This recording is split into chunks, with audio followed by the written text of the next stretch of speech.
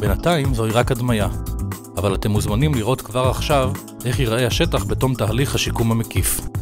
הצטרפו אלינו למסע קצר ובואו לצפות בכל שלבי השיקום של מחצבת מגדל צדק. אנחנו מתחילים.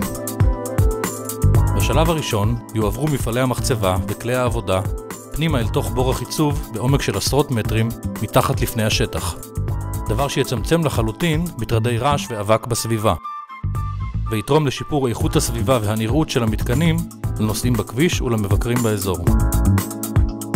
מיד לאחר מכן, בשלב השני, בשטח שפונה ושוקם, יוקמו ויבנו בנייני תעשייה מתקדמים, דרכי גישה, ריאות ירוקות ועוד.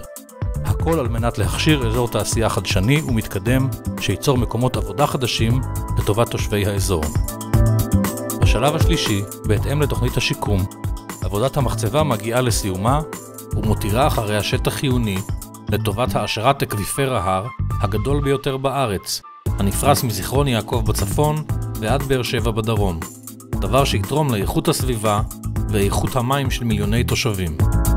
בשלב הרביעי והאחרון ממשיכה מלאכת השיקום המקיפה של כל אזור המחצבה, אישור דפנות המחצבה ובניית מדרון, נטיית עצים, הקמת שבילי אופניים, עמדות תצפית מרהיבות ועוד. בתום התהליך ובתיאום מלא עם רשויות המדינה, מלאכת השיקום המקיפה תעמיד לרשות האזרחים בכלל ולתושבי הסביבה בפרט פארק אקולוגי ירוק ומתקדם לרווחת הציבור. בדיוק כפי שניתן לראות בתמונת ההדמיה שלפניכם. הדמיה שבסופו של דבר תהפוך למציאות. נתראה בפארק.